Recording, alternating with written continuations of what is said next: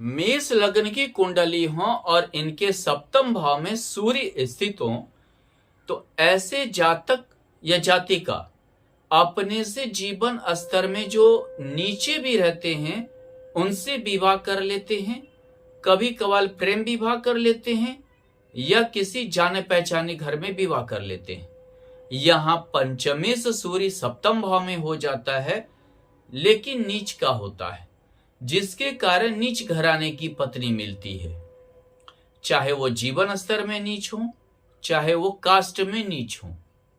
यानी कि कास्टिसिज्म में नीच हो, जाति में नीच हो। यहां पर सूर्य जब भी सप्तम भाव में रहता है तो एक्चुअली सूर्य का काम है शासन करना। पत्नी रोक टोक वाली मिलती है,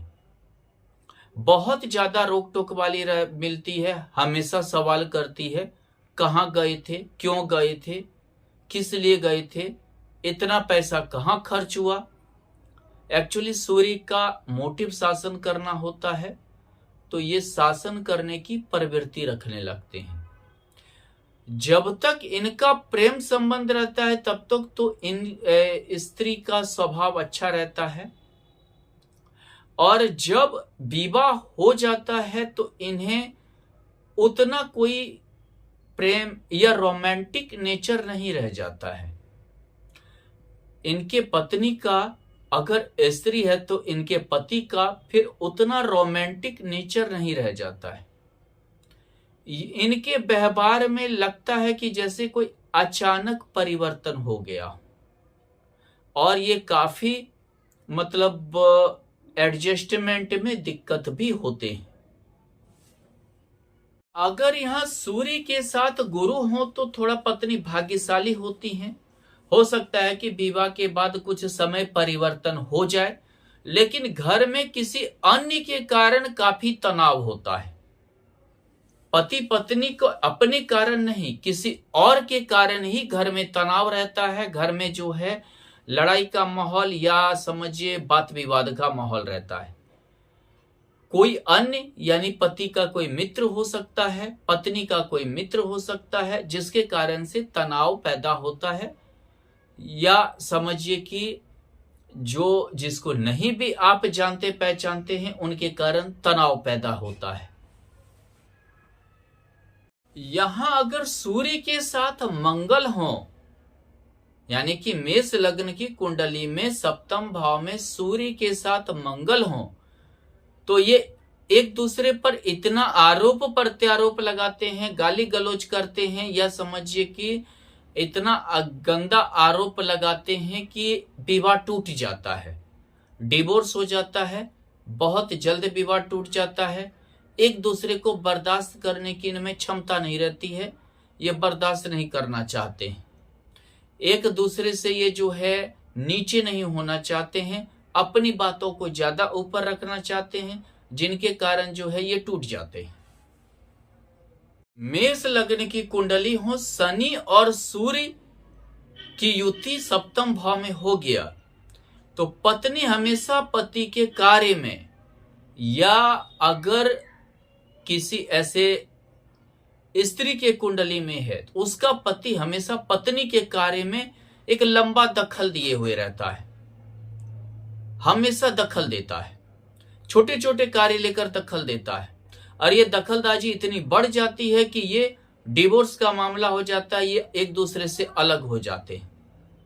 हालांकि यहाँ सूर्य के साथ शनि, पति या पत्नी सामाजिक कामों में व्यस्त रहते, अपने घर पर ध्यान नहीं देते, जिसके कारण भी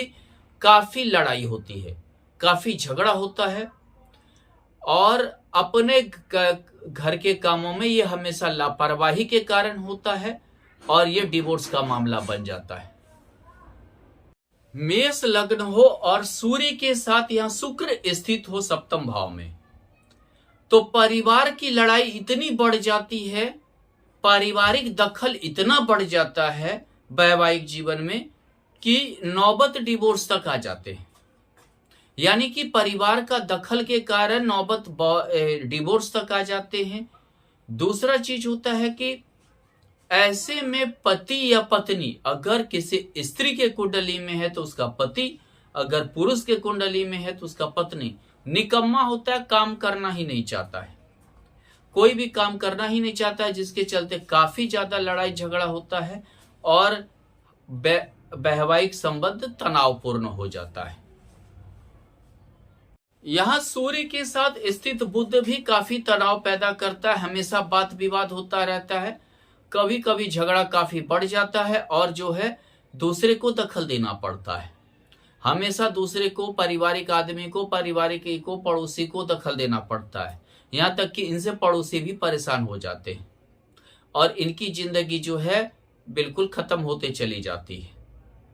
यहाँ पर पहले तो कभी बहुत ज्यादा प्रेम एक दूसरे पर दिखाते हैं और कभी बहुत ज्यादा लड़ाई हो जाती है, इतना कि मतलब कुछ भी ये करने पर उतारू हो जाते हैं। इस लग्न की कुंडली हो और सप्तम भाव में सूर्य और राहु स्थित हो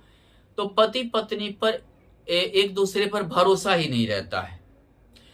ये एक दूसरे अपने आप को ऊंचा दिखाने के फेर में